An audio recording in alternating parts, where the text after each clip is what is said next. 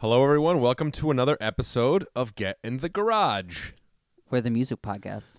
For music lovers. As always, we've got a great show ahead here for you. But before we begin, please remember to like and subscribe and comment and all that stuff. And also share the podcast with your friends and family and your beloved. Oh, I went the other way. Yes. Luke, you want to tell the good people what to expect for this episode while I cue up the theme here? Yeah, we have music news like always for you. We have a classic throwback of Pink Floyd's Animals. They have a new mix that is from 2018 that we're just getting now in 2022. We also have brand new music reviews for you. We have the Mars Volta and Blackpink. Let's get it started. Yeah, here, we're fine. Yeah, where's that guitar? I didn't get to see it. Oh, it's back there. We have to set it up for our riff of the week. We'll pull that out on our break.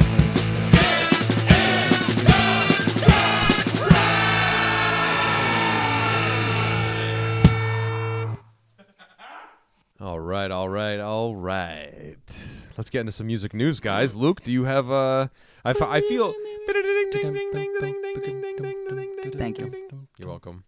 I thought you were gonna start it off. There's a lot of legal news happening. I don't know for those who aren't sure. So. Oh, I feel like Luke's legal corner is a real downer this week. But if you have the legal news, I will give you the bench. No. Go ahead. Give us some legal news. Oh, I don't have any legal news this week. Oh, you don't? No, that's why. Well, if hit you us want to lead off the legal corner. Well, hit us. You go ahead and get us going here, and then we'll get into it. Get us started where we left off last week. We reviewed Ozzy Osbourne's Patient number 9, his brand new album. Please go back and watch that review. It was great. Ozzy has a number 1 album on Billboard, which is his first number 1 album. This is his 13th album, and it's really interesting. He also has the number 1 vinyl LP in the country, so not only is it the number 1 on the Billboard pop album charts, but it's also number 1 on the vinyl charts, on the rock charts. It's all number 1, so it's really cool. It sold 52,000 copies, which isn't a ton of copies. But man, that's like no copies. But in remember modern, back in the days. Remember when Shaggy was pushing 1.2 million a week? Do I, Mr. Lova? For modern times, though, that's what it takes to get true. a number 1 album on the Billboard album charts. 52,000. It is fairly popular in the vinyl community. Oh, yeah. I've been seeing it on Instagram quite a lot, and it's really exciting because it's a pretty great modern Ozzy record. So check out our review from last week, and that is my lead-off music news. Well, speaking of records, Harry Styles' single "As It Was" ties for the record for the longest running solo number 1 hit.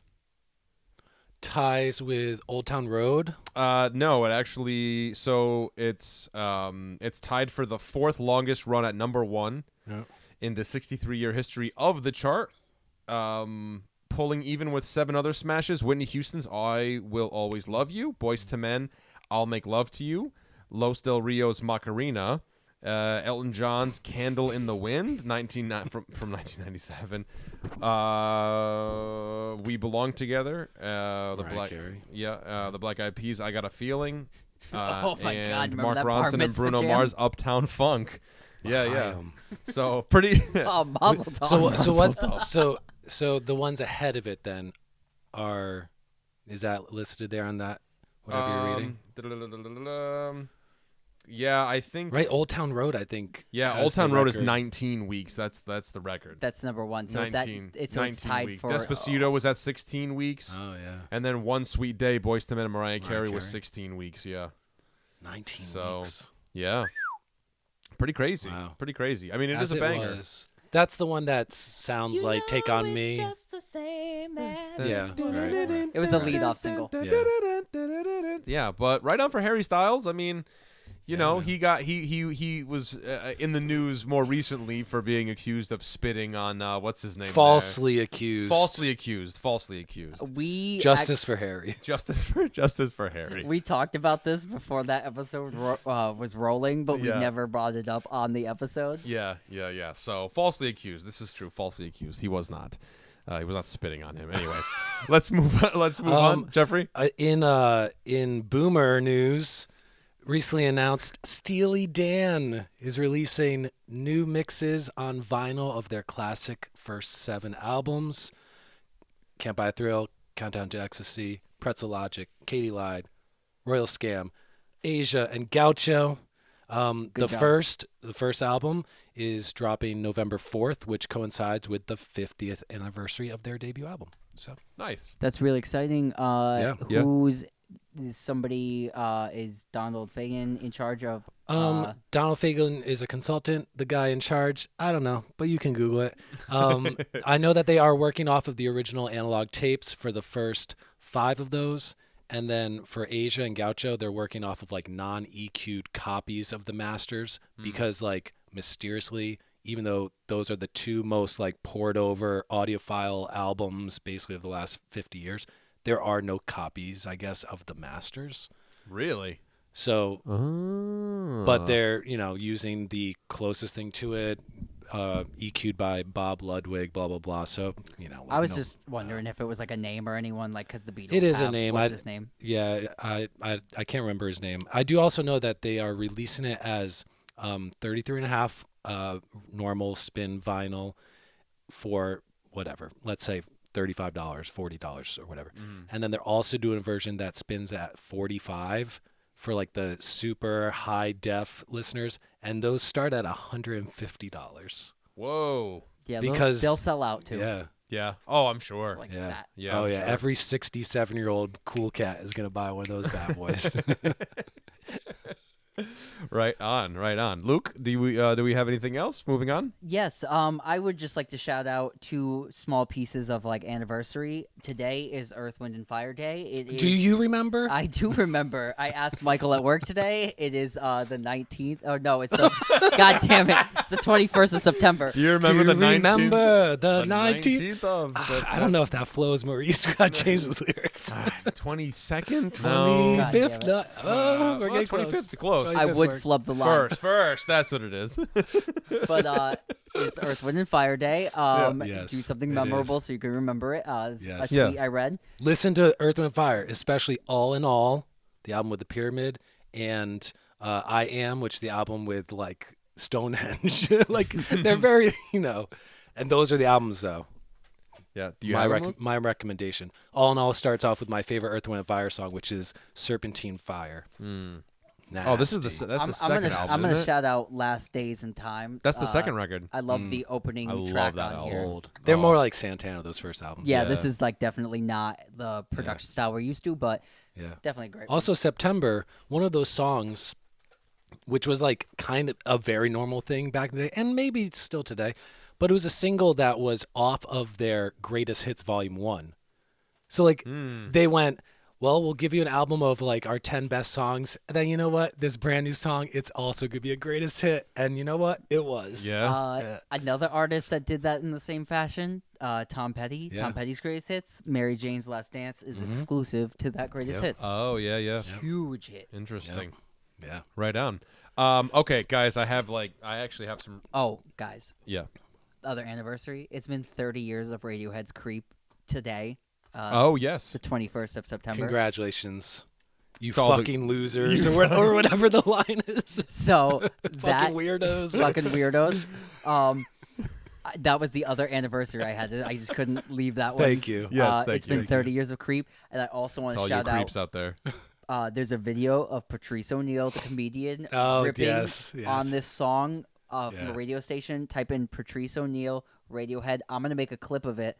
And probably put it together. It is one of the funniest things I've ever seen in my life. He's ripping, but also he is kind of like praising it and like paying homage to like. Oh, it's like a cultural. Like Yeah. he explains why this song is important Right. culturally Yeah. to mostly white people, exclusively white people, and it's really funny. Radiohead, creative geniuses who have been trying to outrun their smash one-hit wonder status. Yeah.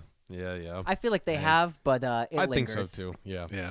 All right. So really, possibly one of the most important bits of music news that you're going to hear on Get in the Garage. As it turns out, Nickelback's Chad Kroeger's. We've been pronouncing his last name wrong this entire time. Did you hear about Kroeger? this? Kruger. Okay. Yeah, it's Kruger. Where's the umlaut? Why did he correct us? That's I don't. the way worse Why did he last wait name. until 2022 to correct us? You know, Rihanna has still not corrected us. Is it Rihanna? No, it's Rihanna. Oh, it's Rihanna. Yeah, but Jay-Z said Rihanna on his featured thing on Umbrella, and she's always been Rihanna. Oh no But if you way. listen to her talk, yeah, Rihanna, she's Barbadian, and they speak with that like kind of Caribbean-ish patois type of accent. Right. So, anyways, Oh my gosh. Well, there's you heard it here, folks. Chad Kruger. Chad Kruger and Rihanna. Yeah, really Chad pulled Kruger. a Maybe Jerry. they'll do a duet about names. Really pulled a Jerry from Parks and Rec. Yeah. No, it's Gary. Yeah, and what's funny is in an interview he cites Jerry Cantrell of all people as being someone who I guess they were doing an interview together and they were like Chad Kroger, and Jerry Cantrell was like it's Kruger. And Chad was like, "Hey man, like it's okay. You don't have to do." He's like, "It's your last name, man. Correct them. Let them know that it's actually Kruger." Hey, I like that. But yeah. So Interesting. Yeah. So Chad Kruger, man, this whole time. I'm just saying, why did we wait so long? There's probably a Nickelback interview from like 1999. They're like on TRL or something, and they're like, "We're here with Chad Kroger," and he's like, "It's Kruger," and he's like, "All right, moving on." I'll give you. Look at this photograph. Give you one guess why he has never corrected them. Why? Freddy Krueger. No, because he's Canadian, and Canadians value politeness above anything else. Even mispronouncing a Yes, last name. man. Yeah. Yeah. He's like, "Oh, thank you very much." Like whatever. He's like, it's cool. Thanks man. for having me on, Carson. Thanks. Yeah. Thank you, Carson. Whatever. All right. Well, so there you go. Chad Interesting. Kruger. I like, love your Freddy. music news. Yeah. Thank you. Thank you. I have another one. I was at the gym the other day, and I saw a commercial come on, and I was like, is this a parody or is this a real thing? There is an upcoming Whitney Houston biopic called I Want to Dance with Somebody, which unfortunately, ever since seeing Walk Hard, every music biopic looks like a parody. So we'll see how it is. It's also written by the guy who wrote Bohemian Rhapsody, one of the least factually correct documentary, whatever biography movies I've ever seen. So I'm sure it's gonna be like Whitney Houston lived a life of piety, and it's like, man, she was smoking crack for 10 years. Like, let's keep it real. Like that's part of the life and part of why people. We went off in that Elvis movie last week. Yeah. The biopic, Sublime is getting a biopic. Did you see that? So basically, the movie is going to be three guys smoking pot in the basement for 4 years. I mean, I'll tell you what they don't do. Practice Santeria in that basement. Bob Marley comes and visits them in the studio. Yeah. Like Wayne's World. Play it. They will come. It's so good. It's like, listen, you guys, you have been the greatest influence on me. Oh my god. So as far as whatever, the family is involved in it, so, and the band members are involved in it, so it should be Is Rome involved? No. No, Rome is not in here. Bradley Noel's family, his widow and children are involved in it, and Bud Gott and nope, can't remember it, but they're also involved. What a tightrope walk too. It's gonna be like good times hanging out, drinking 40s, heroin, like what? That's gonna be rough. It's gonna be a hard line to walk with. Yeah. That. Well, it'll be interesting. Hopefully it's good. I don't know. I hope they stay true to. You know what I'm saying? I hope they don't do that typical biopic thing. Well, it might be like Lords of Dogtown kind of, because that's kind of like the same style of what this is in the same area. So I would imagine it would kind of look like that movie a little bit. Yeah, probably. It'd feel like that movie. Yeah. It was 10 years before that. So Bradley Noel's upbringing in a shanty in Jamaica. It's all just fabricated. It's all just... Boy, you're like, wait, what? What are we doing? Twisting dreadlocks when he's 5 years old. It's like, what? That's when we knew. That's when we knew. The movie is The Harder They Come, and Bradley Noel's face swapped. He has giant 1971 bell bottoms on. thought this was supposed to be the 90s. What the fuck happened? Okay, this got off the rails. Oh, man. All right. I may actually be the only true Sublime fan at this table. No, listen, man. I woke up to what's the album with the drunken clown? You know no, the one with the drunken clown on the record insert is the last album. Okay, the self-titled. That one, I had that album. That was my alarm every morning for like all of 6th grade, man. So Anyway, moving on. Did you guys see that Post Malone fell through a hole in the stage the other day? I did. That sucked, man. That sucked. That looked like it hurt so bad, man. He took such a dinger. Also, I didn't see what led up to it, but I assume, was that a gap that he came up? It was a trap door. And he didn't realize that was... It went down. Yeah, because I saw like the 20 seconds beforehand, and as he's thinking, I'm like, yo, there's a giant hole behind you, my man. You better watch out. Yeah, and he eats it too, man. He falls right through it and like whacks his ribs right on the side, man. That not good. Can I just say... He came out and finished the show, to his credit, like 15 minutes later. But I'm a fan of like the Rolling Stones at Madison Square Garden where there's no trap doors. You could just see them on the stage. It's right there. The stage, all that stuff, I don't need the pyro unless it's Kiss. I really don't need pyro. I don't need any of that. I don't need trap doors. You could just give me like the more honest stage, and I'm good with that. Stop hurting yourself, guys. Stop falling off the stage. I think they like shows like his probably do the trap doors also like as a kind of security measure because they have these skinny catwalks and then like a square, and it's safer for him to go in a tunnel with bar fences underneath and be away from people rather than like walk down this catwalk and hope nobody like grabs your leg. Yeah, I hear it. Yeah. So sketchy. Yeah. I'm just saying, no more catwalks, guys. Cut the catwalks rough. out of your stage. Play in the round. I'm in for that. Yeah, I enjoy a good round. I don't know, man. Lenny Kravitz with the catwalk in 2005. It was excellent, man. With Aerosmith, it was man. It was like beautiful. The best. Beautiful. Do you guys have any more music news? I have one more, just sort of like funny downer piece. But thanks. Please, we'd love to hear it. I got the Smashing Pumpkins are releasing a 30. I thought you were about to say Smash Mouth. A 30. Somebody one. No, the Smashing Pumpkins are releasing a 33-song epic that is a follow-up to Melancholy and the Infinite Sadness. Yeah. They have most of the original lineup again. If you did not know that. They are releasing the first set on November 15th, the second set on January 31st, and the third set on April 23rd. The last 2 sets are of next year, and then they're releasing a box set with 10 more songs when those are all done. It should be large. It should be bloated. Let's hope it's good. Yo, I just got a special sneak peek of it.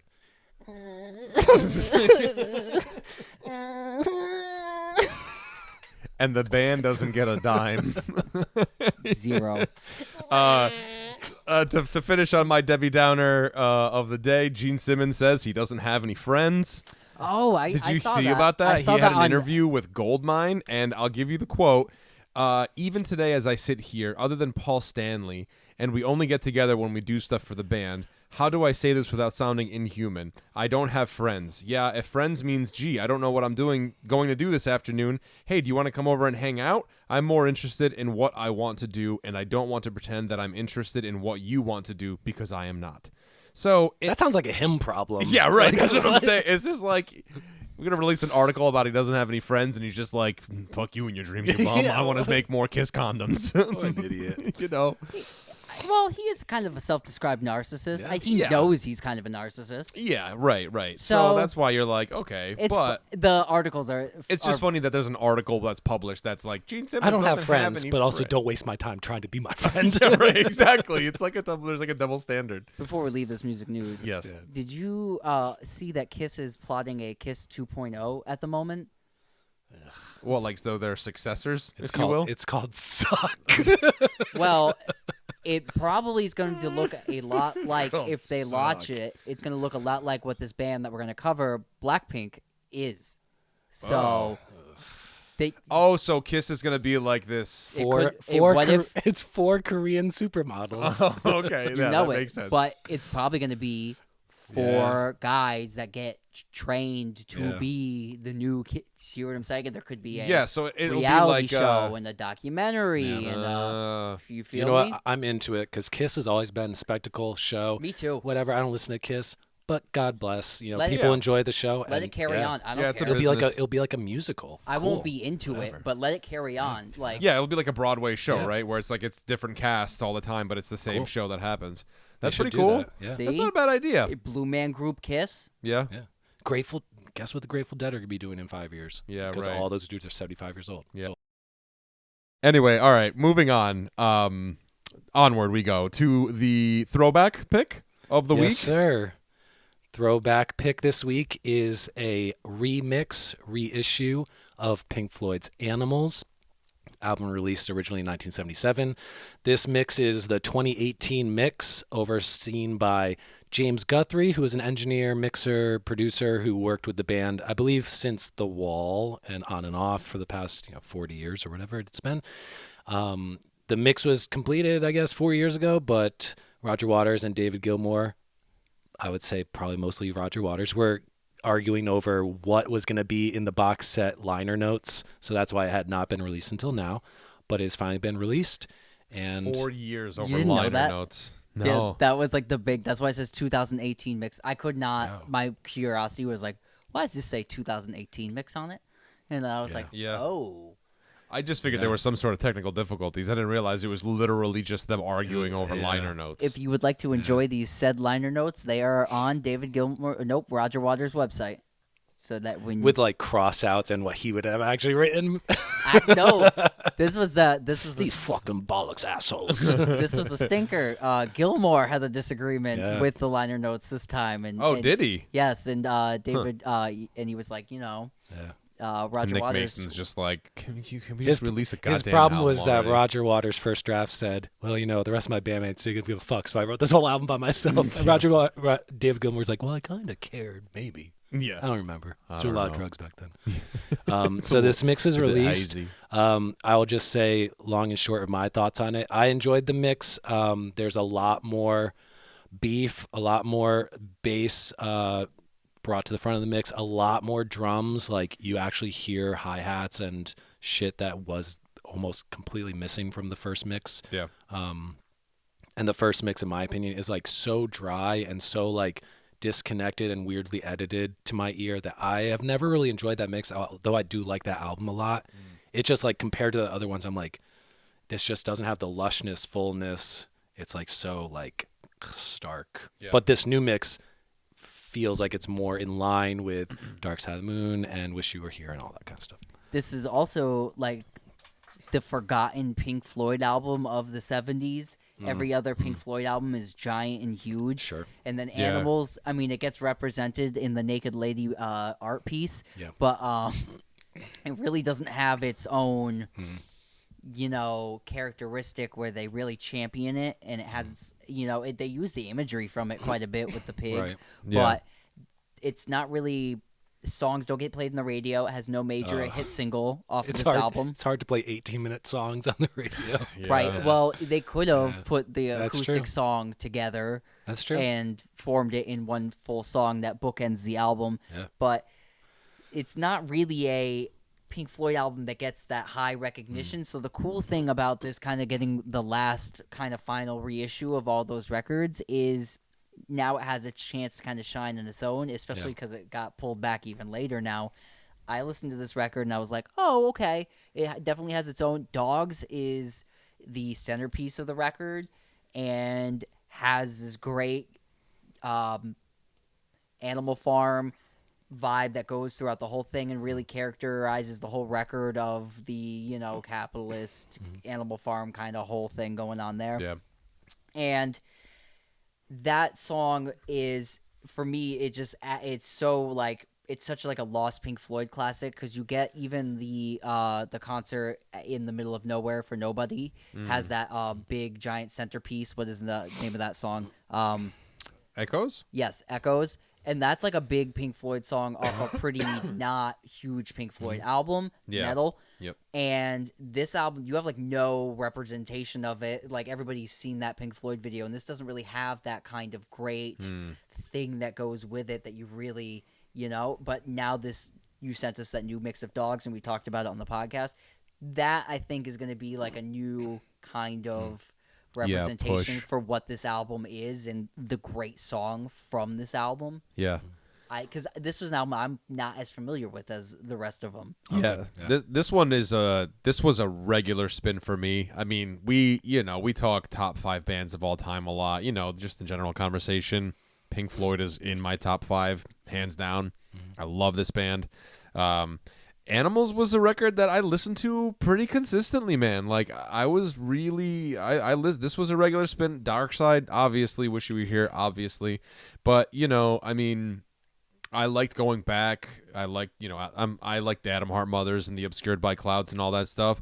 But I like Animals too because I find same thing where it's like you have the giant Pink Floyd albums and I'm like, well, what's going on over here? Like because it's like it's not as big as Dark Side, but it's not as sort of like as like More or Omaguma or stuff like that. There's like other stuff that kind of like gets sort of like, oh yeah, that's a Pink Floyd album too, but I love listening to this. A fun thing that I did was if you have the time to do it, I would A/B, so I would listen to a chunk for the 2018 mix, and then I would go to the other one and listen to that same like minute-long chunk just to see if I could hear. Right. And it was pretty cool, man. Like you said, I think you said in the message, the group message, you're like, oh, it's so nice to actually hear cymbals in this record. Like the drums being more pronounced, I think helps. And you're right. There's a bit more beef behind it. There's kind of this extra little push. It just seems fresh. more of a like. I don't know that I get it. Maybe that Animals, the original mix is supposed to be their punk record, and so that dry, stark, like bare bones thing is maybe what they were going for. I assume because they released it that way. But there's even like times in that original mix where like rhythm guitars will come in, and it'll be like so jarringly loud, or like the keyboards will be like, oh, there's a keyboard solo, but I can kind of barely hear it.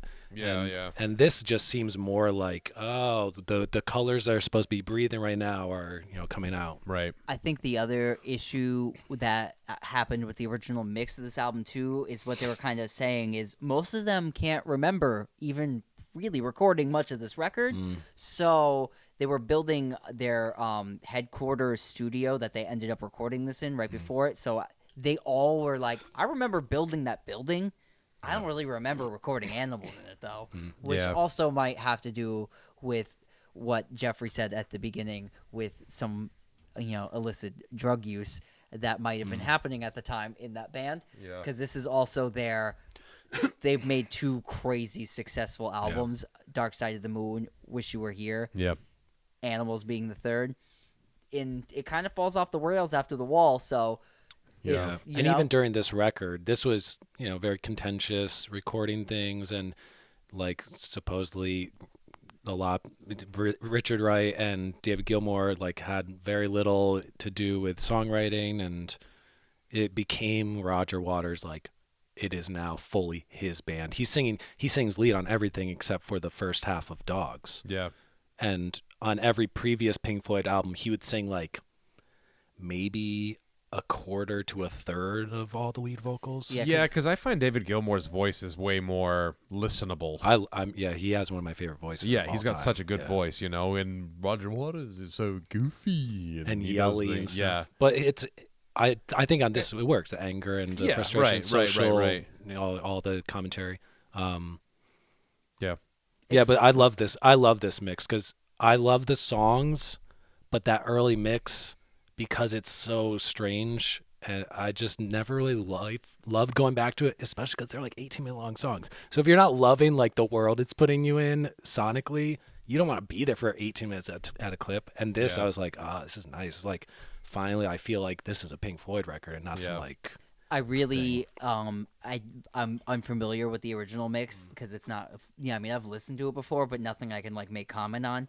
It's definitely, this feels like it's in canon. Yeah. And Yeah. my only gripe about this album is, like I said off camera before, Cheap sounds a little like Welcome to the Machine for me. It has that same kind of synth sound that goes throughout, but again, that's like picking nits. This is a great record, and Dogs is a fantastic track. Yeah. Let's hit our top 5. Yeah. Reorganize top 5 Pink Floyd albums. Who wants to kick it off with 5 down to 1? I will go. Oh, in an actual order? Yeah, 5 down to 1. Ooh. Come on, man, you can do it. I will go. Give me like a sentence of each and like name a song that you love. Hit me with your number 5. I'm gonna go with Umaguma. I love the live version of. This is this is 5 to 1. 1 being the best. Yeah. Umaguma Okay. at 5. Yeah. Set Controls, The Heart of the Sun Okay. is a great early song that gets a kind of a re-beefing up in their big expanded form. Check it out. 4, I am going to go with. I'm gonna go with Animals. Now that I've listened to it, I really like it. It fits in there. 3, I'm gonna go with Piper at the Gates of Dawn. It is my favorite Pink Floyd period, but if we're going all the albums overall, Piper's the first album? the first album. Yeah, okay. I thought that was your number 1. It is not, because I think these records before are fundamentally just way better records. Wish You Were Here is so good. It's a full statement of loss and, love that. And then the classic Dark Side of the Moon, which is my favorite. Gotcha. It's good for a reason. Jeffrey? Number 5 is Metal, and that's like the first album I feel like, they're getting their legs and really going to be what they become for the next decade after that. My favorite track on that would be The Closer, which is Echoes, just 20-minute instrumental masterpiece.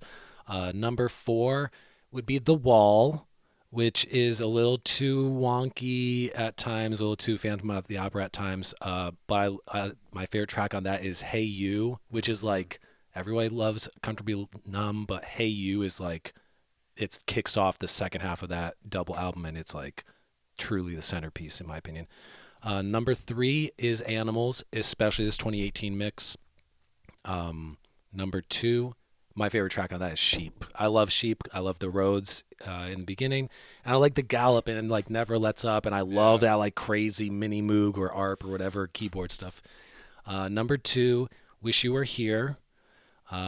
Favorite track of that is the first track, which is Shine On, You Crazy Diamond, parts 1 through 5, I believe, which has like that keyboard sound in the beginning, which sounds like muted trumpets or French horns. And as a kid, I was like, what is making that? And I didn't know at 10 years old that was a keyboard, but just a masterpiece and like one of the great works of their discography.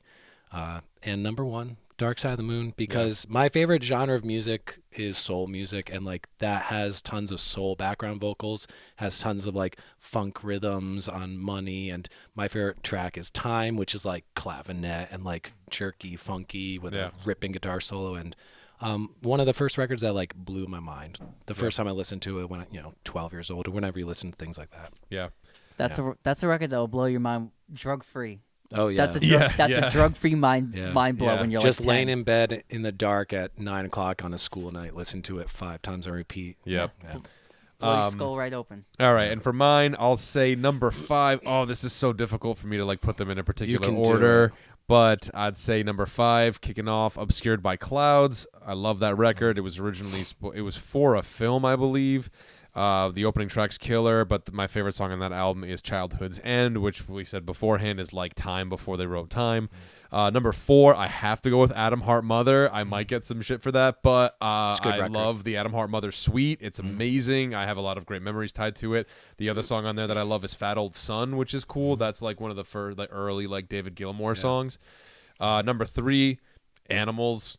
This mix specifically. Okay. The 2018 mix, I love it. Number 2, Wish You Were Here, and of course, number 1, fucking Dark Side, man. How can you not love Dark Side? It's the best one. What's your favorite song on Wish You Were Here? I mean, I think Shine On You Crazy Diamond's probably my favorite track, but I am a have a cigar kind of guy myself. I was earlier in life, but now now that you've gotten a little older, a little more introspective, you're like Shine On's the one. My family has always been a Welcome to the Machine family. I will say It's my second. It's my second favorite Pink Floyd album, with my first least favorite Pink Floyd that's song. Welcome to the I Machine. fucking hate that song. I love that Ugh, song. I hate.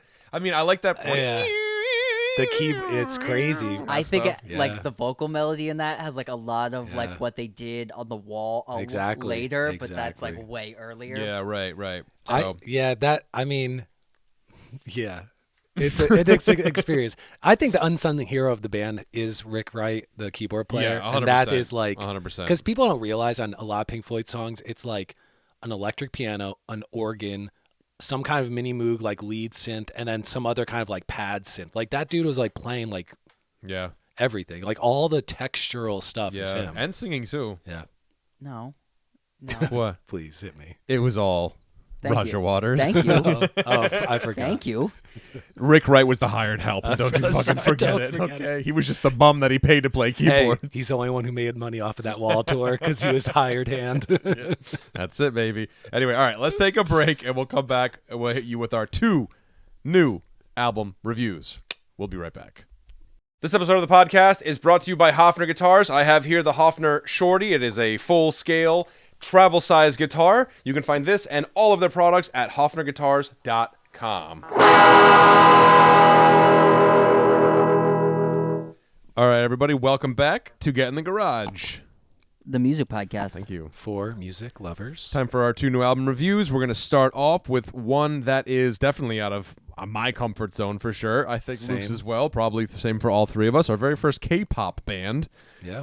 This is the band Blackpink with their new album Born Pink. They are a South Korean girl group that was put together via YG Entertainment and Interscope Records. YG Entertainment seems to be like some sort of like group entertainment sort of enterprise that kind of puts... Yeah, giant record conglomerate based in South Korea. Yeah. Right. Which has like private academies to train people to be pop stars. Yeah, it's interesting. That's what this band is. This band was put together in the early 2000 like 10s, 12s, and all these women, there were others that dropped out. This was supposed to be a bigger band. This is the band that got formed, and they've been pretty much a record company like... Yeah, middle school through high school. Yeah, band that 6 years of training or whatever was trained, and that I think it's interesting. It has something to do with what we just talked about in the music news with Kiss, referencing this, but it's very it's what the future of music is. I think people think AI music is going to be the future of music. I don't think that. I think this is more the way we're going to go, especially with groups of individuals. Yeah, right. I mean, it really started with the Backstreet Boys and Sync, like that kind of an idea where it's like this formed sort of thing. Have tryouts with 500 people who go. Right, yeah, and it's like a One Direction similar thing. Yeah, right, that kind of thing. But this is like this years in a pipeline of competing. Yes. Like what was that TV show? Making the Band? No, the South Korean TV show where they're like killing people off. Oh, Squid Game. This is like Squid Games for real. Like for pop stars. Yeah. So the interesting record. Very interesting. The most interesting thing about this record is most of it's in English. So that almost all of it. Was the most surprising thing to me because when K-pop was first introduced to me, and I think everybody else at this table, it was probably I'm going to pronounce it wrong, but Gangnam Style. Right when that came out, Psy's Gangnam Style was like the big first K-pop hit in America, and that was all in Korean, which I think was mostly the appeal about it in America, where I was very surprised that this was all in English, which also seems to spout with their world domination thing because this album is released in Korean in Korea and in Japan in Japanese. It'll probably be eventually released because that's what they've been doing. Yes. Yeah, and it's a group of 4 women, 2 who are predominantly singers, 2 who are predominantly rappers. Their music is like right at the cross section of pop and EDM and like that kind of trap style hip hop type of beats. Yeah. But it's very catchy. It's very high energy for the most part. This whole album, there's like 1 lower key song, maybe 2. Very interesting thing. This album, their second full length and their first full length, are both 8 songs, just under 25 minutes long. Yeah. Which is like so different than most American pop music, which is like, let's put out a 17-track, hour-long bloated thing. This is just like, nope, there. This is what I like much better. It seems like a more concise statement. It flows better. It's easier to listen to. The big bloated things we've been getting, I haven't liked many of them for their bloatedness. I'll tell you that. The brevity of this was probably one of the things that made me like it the most. Yeah. I kind of thought like the way these songs are coming about. I'm gonna make a wild leap here, so here we go. This reminds me of like the songwriting on here reminds me of like the Ramones style of songwriting, where they have a song like Hard to Love, right? What's that song about? Being hard to love. Being hard to love. And it's Yeah. just like, it's right to the point. Yeah. It's even further, it's music for teenagers. Yep. It's fun. It's like, this is what this is. You're going to know it. And it's kind of like that style of teenage music. And also to that Ramones point as well, the Ramones were highly influenced by a teenage group called the Bay City Rollers, who had like that chanty shout thing. This is just the new version of that. They're doing the chanty shout thing. They're yelling Blackpink all the time. Yep. And Blackpink in your area, I think they say on like 5 tracks. Yeah. So let's talk about Yeah. that's a wild leap, but I mean, for me, that's where I'm coming from musically, so that's how I'm relating to this. So Pink Venom, the lead-off track, is kind of like a play on Blackpink. It has that imagery of like good, bad. It played to me like, I don't know if you guys got this vibe, but it kind of played like Straight Outta Compton, with the way it, not the lyrical content, but the way the song was produced. It had all these crazy like switch ups. Like every single girl got their own like, because backing beat and mood. Like in Straight Outta Compton, where it's straight up, and then it goes like the doom doom doom, and then every rapper gets like their own switch up on the beat. Yeah. That's what this song did, and it was like crazy. But you see like all their personalities come out in like the style of it. I really tried to do this record Luke's justice. going deep on a 25-minute joint here. I did though, because like I thought 35-minute review on a 25-minute record. that's it though. So like, but like Pink Venom, that's like their personality all day. It's got the West Coast vibe. Yep. Another thing I thought was interesting about this record, did you guys notice that every song had a different style of music, like kind of? Oh, yeah. Pretty much, yeah. Like again, like the rock songs have like a little bit like a trap drum in it, but like, I thought that was really cool. The song Hard to Love, which I mentioned earlier, had this really cool like 70s like funky throwback in the verse, and then like a pop. Is that the solo one? There's one that's a solo. It might be I think it's a listed. solo. I don't know. I don't have the track listed for me, but it's like track 4 or 5. I think it is Hard to Love. It might be, because It's just I like a believe it feature was, for one member. Yes, I believe it was like all the way through the same member. I'm gonna look right now. Hard to Love, Rose solo. Thank Yeah. you. Yeah. So yeah, like that was like all the way through, and it sounded like a, you know, not like the gang like trappy thing, and that was like more of a rock song. So this kind of album has something for everybody too. Having said that, none of the stuff on here is super profound or the best version of that. So it's cool that they're referencing a lot of this stuff, but none of it's like the high watermark of it. Even to that note, Hard to Love had that like 70s funky thing going on, but Lizzo's album About Damn Time, her new single, does that way better than this does. This is just like a kind of the imagery of this is more for like youth and fun, and the culture of it is, I would say, like really interesting, and like has a lot to do with like the Ramones and their leather jackets and their uniforms, and this is like a lot like that. So that's where I came at it. I like those two songs were probably like the best on there. Did you guys have stuff on here that you thought was like super interesting, popped out? Yeah, I liked the song "Shut Down." Me too. That was my favorite track. I know Paganini when I hear him, and that's from Paganini's song, like from the Second Violin Concerto. Paganini, famous violinist from whatever. That felt like this group's wannabe. Like, you know, that Spice Girls, where it's like, this is the sound of this group. Yeah. And a lot more Korean on that song. Yeah, too. right. Yeah, and I like it though. I mean, I was pleasantly surprised. I thought it was a good record. I thought it was solid. You know what I mean? And the fact that it's under 25 minutes long, another thumbs up for me, man. I am into that. I like all killer, no filler record. We talk about it all the time. But I think the Happiest Girl, that's like the ballad. I think that's the one that's the ballad. Even the ballad was strong. I didn't think it was a bad tune. Like, I thought every song on this record was strong for me, man. I liked it. Yeah. Yeah, good pop, especially, that 2022 mix of EDM and stuff. Yeah, we'll see where this group goes. Yeah. We'll see where K-pop goes. K-pop's huge. Like, my aunt grew up on, like, the Jackson 5. She's about 50.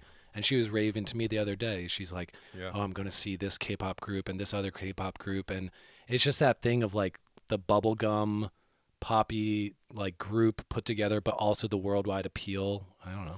It's cool. It is really cool. And someone like me, if you're trepidatious of this music and are like, I don't know if this is for me, it's for you. This is for Americans. Yeah, I'd like to just to furthermore to talk about how, like, what you're saying is, and I'm a Wikipedia warrior over here, I'll fully admit it, but YG Entertainment confirmed that Born Pink surpassed 1.5 million pre-orders in 6 days, followed by an announcement notifying that the album had sold over 2 million copies in pre-orders on August 25th, making it the first album by a K-pop female act to achieve the milestone.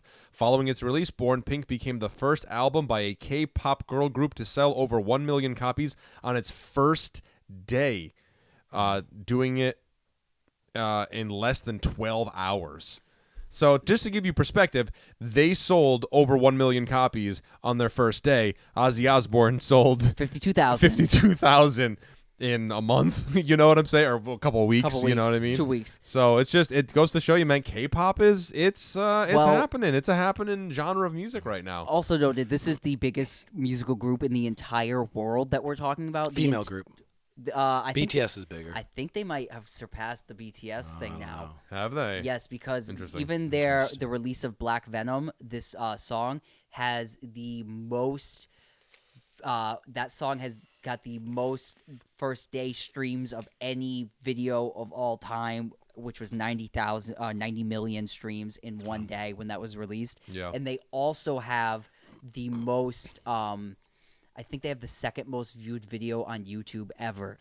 Really? This band. And BTS isn't in front of them on that one, I believe. So real quick, I read that yesterday. They're the second most maybe viewed, of this year? No, I think of all time. They have the second most viewed YouTube video of all time. They got some good bot accounts. We'll man. have to. Yeah, right. So more than chocolate rain. We're running out of time. Can we just do a quick roundtable ranking and we'll move on? Yeah. So, Luca, what do you give this? 6.5. It's not like serious music. It's fun music. 6.5. Yeah. All right. I'll go with you. I'll go between 6.5 and 7, somewhere in there. I think it's great for what it is. I think it's effective. The people have spoken. The music is great. They're selling copies left and right, and it'll be interesting to see what they come up with after this. Yeah, this is 6.5 for me as well. It would have been a 7, but I actually would have liked some more Korean. Personally, that's kind of how I felt too when I was listening to it. Not to not to fetishize it or whatever, but I just would have enjoyed more because listen, can I just say something real fast about that? We get American music all the time that's in English in this style all the time. So if you are trying to give something of yourself and your personality, this sounds like what music I already have in America, made by Americans. Adding more of yourself would be adding some of your own culture and language to this music. So that's what I'm understanding, kind of what you're saying. It's not like you want to. Right. Okay, moving on. Jeffrey, would you like to usher us into our last new music review? Sure. A new album released was the self-titled The Mars Volta record. Their comeback after a decade of disbanding in 2012. This album was in the works for the past 2 or 3 years. The Mars Volta is a Latin American infused like prog rock type of band, led by Omar Rodriguez Lopez, the guitarist, and Cedric Bixler Zavala, the vocalist. This album has some new members. Their original bass player, Ava Gardner, who was in the band 20 years ago, recorded an EP, and then left the band because her father passed away. So when she was like 21, she left the band. She came back. She's now in the band again, playing bass. Omar's brother plays keyboards on this, and they have a new drummer, Willie Rodriguez Quinones. Yes, thank you. It's like them trying to do a pop record. They said purposely we're not going to do a prog, like out there crazy, super fast, time changey, whatever, but they're going to lean more pop. To me, this album like kind of is close to like what Audio Slave was kind of doing. I don't know, like, you know, like that's interesting. Some people would say watered down, but some people would just say like more mature, older, like they slowed down. They're like, those two dudes are like 46 years old, 47 years old. So they're not doing these like crazy things anymore. Yeah, yeah. I almost called you this week to be like, yo, what do you think of this record? Because like I was like I was grasping to get into this record. Yeah, we had a couple of conversations, Luke and I, and it started off being like, this I don't really like this record, and then like as it matured with us, I think we were like, I think I see what they're doing here. I think I get it. I like this record. I will say there is one aspect of it that is extremely distracting to me, and that is so Cedric's vocals. He has one of those Robert Plant-y type of like everything sounds very high. Even when he's singing low, he has this frequency. His tone has this kind of like ring in the top harmonics to get a little music nerdy. And this whole album is double tracked lead vocals that are not cleanly double tracked, and they're dry, so there isn't delay and reverb to kind of cushion the double tracking. So the dry double tracking has this like out of phase quality, so constantly the vocals sound like somewhat flanged, which brings out this like even higher like false octave harmonic thing. Like I'm getting like kind of in the weeds of music things, but that is exactly what it has. This like metallic ring because it's double tracked and they're slightly out of time, so it creates these like in the tone of the vocals. It was very distracting to me. Yeah. So you saying that the first 3 times I listened to this album 6 times because I really tried. I usually only do like 3 or 4, but I did this one 6 times because I really was like I'm struggling to get it. Yeah. As I listened on and I started listening to other things, the guitars, the drums, I was like, oh yeah. And then after I was like, there's something in the production that was like blocking me from like kind of getting the whole picture. And only when I listened to this on a shower speaker, a little Bluetooth portable shower speaker, did I start to get a mix of the album that was that was more like I was starting to get like things that were popping out. Like there was like nuances in this record and a lot of them were getting like quite buried in a lot of the stuff that was going on. EQUUS3, which I don't know how to pronounce this right. Yeah. There is a jazz piano solo that is happening underneath the last minute and a half of the song, and you can almost not hear it at all, and it's the most fascinating, beautiful thing on the track. And for me, it's the vocals, like that's all that you're right, the vocals in the middle spot on the production, where it kind of should be a little bit more buried in the mix, and you kind of have like the instruments surrounding the vocal in this way instead of having it be up here and everything else is down here. That I was getting. Yeah, if you listen to this record within 30 seconds, you'll hear exactly what I'm describing, which is that it's look up flanging, look up phasing. Like it's just what happens when you double track and you're not exactly precise. It makes these like crazy there's a lot white of noise things, and it's distracting a lot of time. There's a lot of like double track vocal like that on No Doubt's The Tragic Kingdom. Okay. You'll note her voice is double tracked like that, and there's a lot of uneven double tracking in parts, and because her voice is like so when she's doing that kind of stuff, it's all off double tracked. It sounds a little bit more natural because it's a different style of music, but and I don't know why he don't like. I listen back to old stuff to compare, and there's double tracking just to beef things up, but this whole thing was like it's so bare, like compared to all their crazy wild earlier stuff with all the cymbals and stuff. So the double tracking kind of blends into the mix. This I'm like they produce their own albums. I don't know why they didn't just let the vocals do. He has a great voice. Yeah. Why double? It made it sound weaker the whole time. I felt the same way. What a bummer, man. And it made it harder too for some of the great lyrics that he was throwing out there. Yeah, this is some of the most personal stuff about his like break from the Church of Scientology and his wife's like alleged sexual assault. I say alleged, not to like because we don't want to get sued. That's I don't know. Yeah, I don't know anything. We don't know. But, so. Yeah, for me, I'll say that it's like, was it a pop record? I don't know if I would call it a pop record. It's kind of hard because they are sort of this like prog freak rock, art rock kind of band trying to play pop. So I think maybe, if anything, maybe if they come up with another album, we'll understand this album a little bit better. Maybe this is a transitionary record that like they need to release another album for us to fully understand what this album really means. It's also their first album in 10 years, so it's kind of like they're back in a room together. They're kind of back together doing the thing. So, it's shaking the rust off a little bit, something like that. A very personal record. Things that I did like, aside from the production too, I found to be a bit distracting as well. There was kind of like some lo-fi-ish sort of elements to this production that I wasn't huge on. I did really enjoy how like kind of sort of sprinkled around the record, but more prominently in Que Dios te maldiga corazón. It has this piano that sounds like you're listening to a piano being played on like a warped record.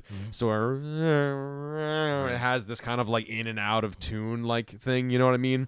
There's interesting guitar all over the place. Tourmaline, that song, I thought that was great. I love like the cool synthy sort of mellotron-y kind of thing going on. That was kind of I listened to this record back to back with the Animals record, and I was like, oh, interesting. There's kind of like a little bit of similarities that I'm finding. Textures, not songwriting, but textures that I found that were pretty similar. That song too had a lot of like the great like leaving church, like leaving the Scientology church kind of metaphors. Right. Yeah. Did you that song I sent you last night, Flashburns from Flashbacks, had those awesome. This is my favorite song in this whole record. Those great guitar dives, like, and it's just like vibing, like guitar dives over the whole song. That song to me sounded like I know that you haven't really listened to much Mars Volta. I think you've probably listened to a decent amount, but so the album De Laus in the Comatorium, the Flashburns from Flashback sounded like an alternate universe version of the, I don't know how to pronounce it, forgive me, Cicatriz, ESP. That's a song off of De Laus in the Comatorium.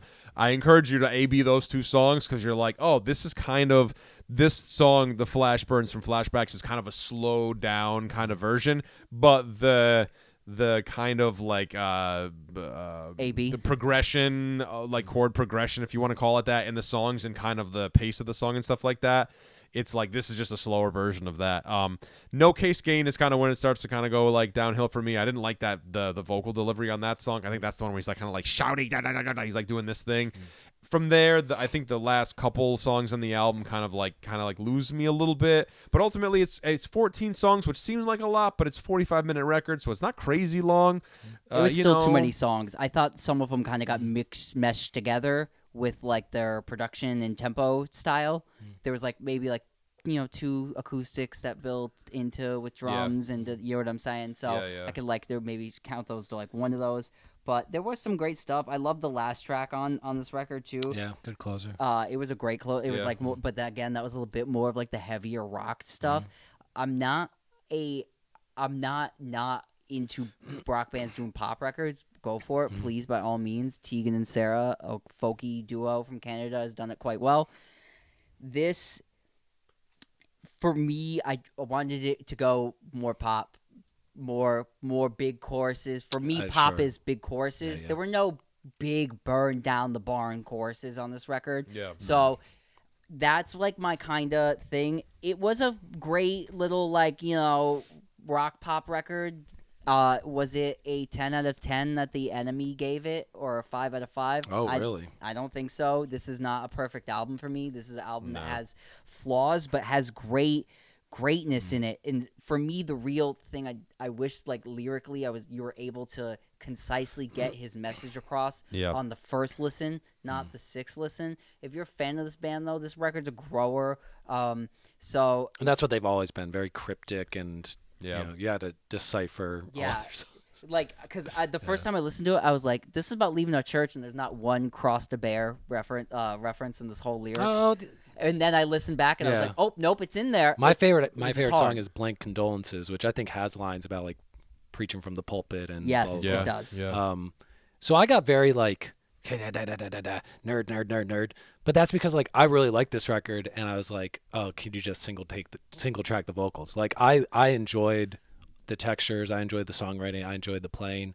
Blank Condolences is my favorite song because I like the melody and, like, kind of the electric keyboard stuff, and the guitar comes in with, like, these kind of overdriven wah stuff at the end. Yeah, the wah with the vocal thing. That's cool. And I kind of like this pace. Like, they say pop record, but that's because, like, this was a band doing, like, Santana on methamphetamine type of music for 15 years, and now they're just, like, trying to be like, let's write 4-minute long songs and not 25-minute suites with, like, bongo interludes and stuff. But I really like this album, and we'll see where they go. I mean, I miss Juan Alderete. I will say that. If anybody doesn't know, Juan Alderete was the bass player from, like, 2004 until 2012. He had a serious bicycle accident a couple years ago and had, like, traumatic brain injury, and he's back to playing bass, but, like, he's, like, I think, like, in his early 60s, and so long recovery, and one of my favorite bass players of all time. But Ava Gardner does a good job playing bass on this record. Yeah. I wanted to shout out a lyric in Blank Condolences. If you audit the omens. Right. Very Scientology. My favorite line on the whole record. So, great stuff in here. Yeah. We did get nitpicky about it, but that's just because that's what we do, and you know, it's one of those records. And I enjoy this mature thing because listening to the early stuff is straight up physically exhausting a lot of times. Oh yeah, it's like hairpin turns. It's like a roller coaster of, like, oh at times. Yeah, for me, I love it. So. Yeah, I'm like Francis the Mute, Delouse, and the Comatorium. Those are probably, like, my two, like, top Mars Volta records. I like. But all right, cool. So to wrap the review give up, us a rating. let's give us a rating. What are you gonna say? I'm gonna give this a 6.5. It's not a fully great prog record. It's not a fully great pop record. Somewhere in the middle, but it goes a little bit over the line. 6.5. I'm gonna give it the same I did as last record. All right. I'm gonna go 7.3. I'm gonna hit you with the pitchfork thing. Upon not a second, 7.2. Not a 7.2 or a 7.4, but a 7.3. I agree with Luke in that sense. The production's a little bit rough. It did take me more than one listen for me to, like, fully understand it. However, hats off to Cedric's vulnerability and coming out and hitting us with some realness and some rawness and all that stuff. You know, the mix could have been better in my opinion, but other than that, there's a lot of cool, interesting textures, and I'm very interested in seeing where they go from here. Same. To me, a 7.5. If it was single track vocals, it'd be an 8. There you go. I like it a lot, though. Yeah. Right on. Tell us what you think. Also, as we sign off here on Get in the Garage, don't forget to like and comment and subscribe and share this podcast with all your friends. And yeah, like I said, let us know. What did you think about the Mars Volta record? What did you think about the Blackpink record? What do you think about the new Animals mix? Let us know in the comments below. And until next week, this has been Get in the Garage. We'll see you next week, Have guys. a good week at school. Thanks for listening.